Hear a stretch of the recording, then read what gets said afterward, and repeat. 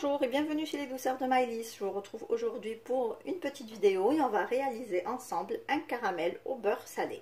Donc ici on va commencer par mettre dans notre casserole 100 g de sucre.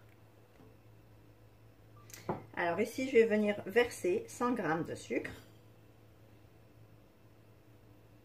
Et je vais laisser donc le sucre fondre tranquillement, donc sans ajouter d'eau, sans remuer, on va le laisser donc caraméliser. Alors, une fois que le caramel est complètement, le sucre est complètement fondu et que notre caramel est prêt, on va venir ajouter 200 ml de crème liquide. Alors, attention ici aux éclaboussures. Donc, on ajoute la crème petit à petit, tout en remuant.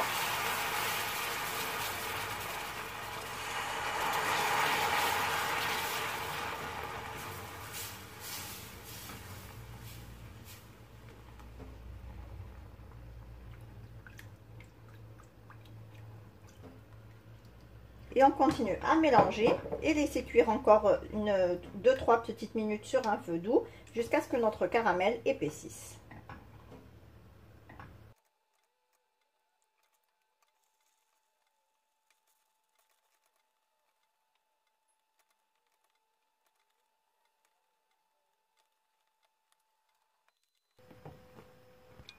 Alors, dès que notre caramel est bien cuit, comme vous pouvez le voir, donc là, on voit bien qu'il a commencé à épaissir, il a pris une jolie couleur. Alors, on fait attention, bien sûr, toujours sur feu doux, pour ne pas donc brûler le caramel.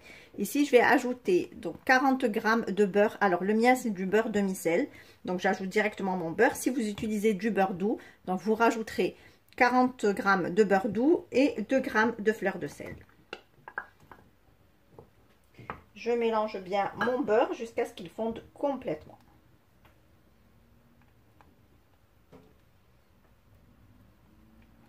Alors le caramel vous paraît ici liquide, c'est tout à fait normal puisqu'il est très chaud. Mais une fois que le caramel refroidisse et si vous le mettez encore au frais au réfrigérateur, il va avoir une texture beaucoup plus onctueuse et beaucoup plus crémeuse.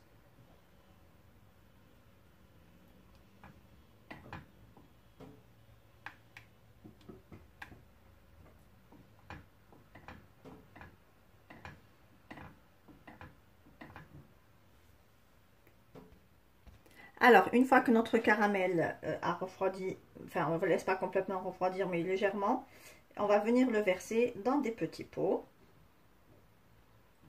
ou dans un grand pot, à vous de voir. Moi, je vais faire des petits.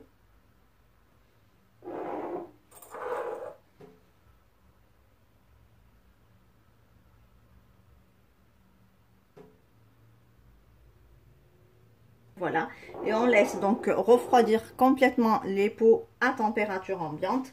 Et après, vous pouvez les refermer et les mettre soit dans votre placard ou bien au réfrigérateur si vous souhaitez que votre caramel ait une texture un peu plus épaisse et plus crémeuse. Voilà.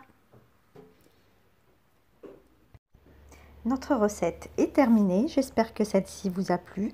En tout cas, si vous avez aimé, laissez-moi un like et un commentaire et n'hésitez pas à partager la recette autour de vous. Si vous êtes de passage sur ma chaîne, soyez les bienvenus. Vous pouvez vous abonner en cliquant sur le macaron qui apparaît sur votre écran et vous pouvez également activer la cloche des notifications pour ne pas rater les prochaines recettes. Vous trouverez la liste des ingrédients en langue arabe et en langue française en barre d'informations ainsi que les liens vers mes comptes Instagram et Facebook. Quant à moi, je vous souhaite un bon appétit. Je vous retrouve très vite pour une nouvelle recette. Merci de m'avoir suivi et à très bientôt chez les douceurs de Maëlys.